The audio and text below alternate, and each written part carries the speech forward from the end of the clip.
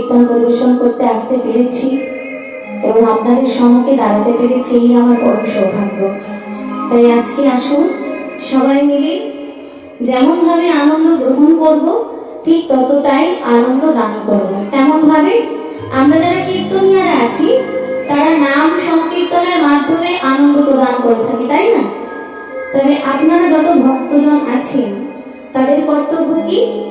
এই জগতে আমরা সকলেই জানি গিভ অ্যান্ড টেক পলিসি, মানে কিছু পেতে গেলে কিছু দিতে হবে, তাই না বাবা?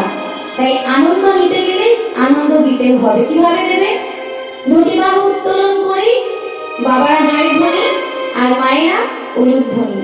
মনে রাখবেন, উঠে আছে আমার রাধারানী আর লুটে আছে নীলকান্তমণি, আর এই দুয়ে মিলে যুগল ধ্বনি, তাই বল হরি বল হরি বল। রাধে রাধে।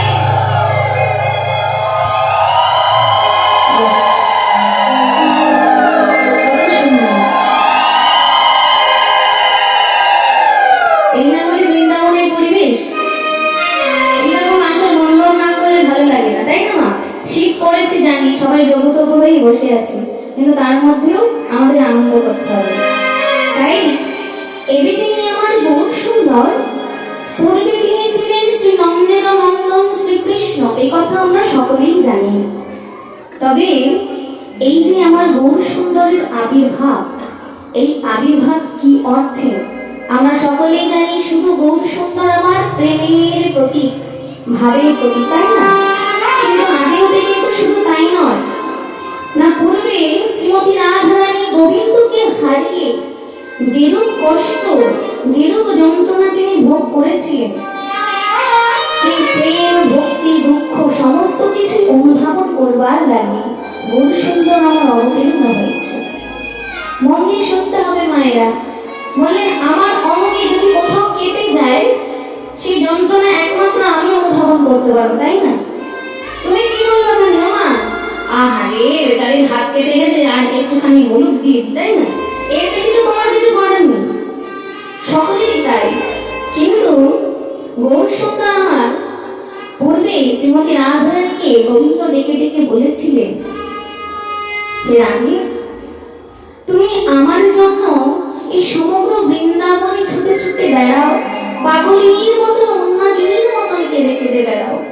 এই প্রেম, এই ভাব, এই উন্মাদনা কই আমি তো কখনো অনুভব করতে পারি না। আমি কেন তোমার মতন করে ভাবতে পারি না, কেন তোমার মতন করে অনুভব করতে পারি না, বলতে পারো রাধে? তাই আর তোমার আর আমার এই দুই অঙ্গ একত্রিত করে আমি অবতীর্ণ হব নদিয়ায় নবদ্বীপে। সেই স্থানে আমি নামা বেশি ভক্তি বিনিময় করব কলির দ্বারে দ্বারে। আর তখন আমি অনুভব করব যে প্রাণের মানুষ হারানোর কত বেদনা, তাকে পাওয়ার, তাকে একবার দর্শন করবার লাগে যে ব্যাকুলতা, সেটা ঠিক কেমন। তাই আমার গৌর সুন্দর এমন ভাবমূর্তি ধারণ করলেন, দুই দেহ এক আত্মা ধরি। সেই রূপ, সেই ভাবের কথা শ্রবণ করলে নাকি আপনা হতেই নয়ন বৈষণ হয়। তার কাছে যেতে হয় না গো, তার সঙ্গে কথা বলতে করা হয় না, কিছু করতে হয় না। কি করতে হয়? শুধুমাত্র তার নামে নয়ন জলে বুক ভেসে যায়। তাই বললেন, কেমন বলি একবার কি বলতে পারো? তাই কি বললেন?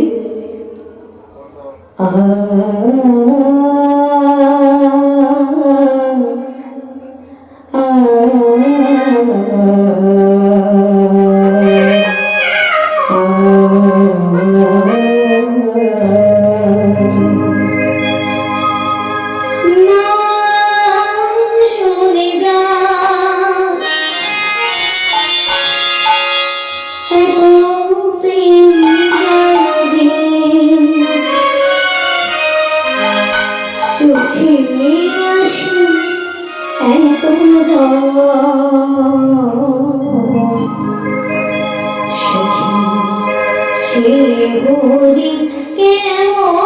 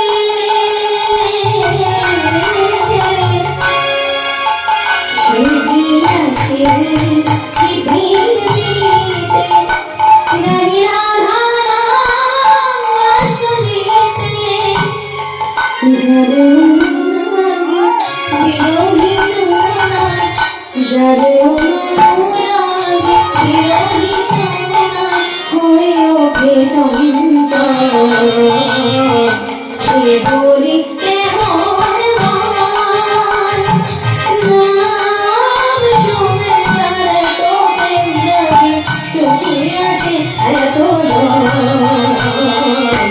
হরি কেমন হয়।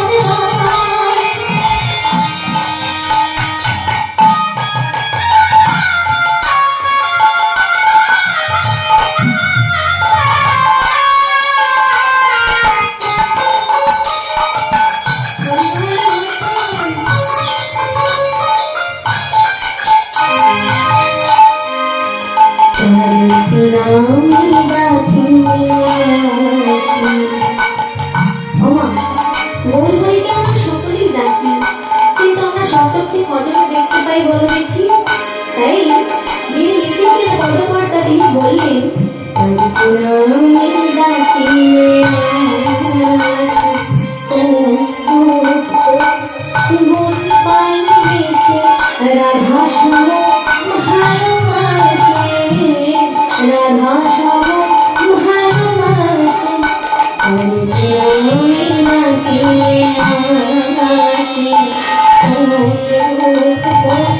গুণ পাইলে সে রাধা সম ভালোবাসে রাধা সম ভালোবাসে শুনেছি সে নাকি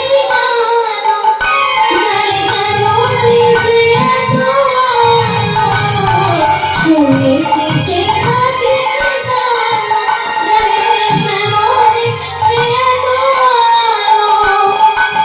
মায়া ভুলাইতে মায়া বিষে নাকি মায়া ভুলাইতে মায়া বিষে নাকি করে গো মায়ার চল সে হরি কেমন শুনে যারে তোকে জাগে চোখে আসে এত সে হরি কেমন সত্যি সে হরি কেমন সত্যি সে হরি কেমন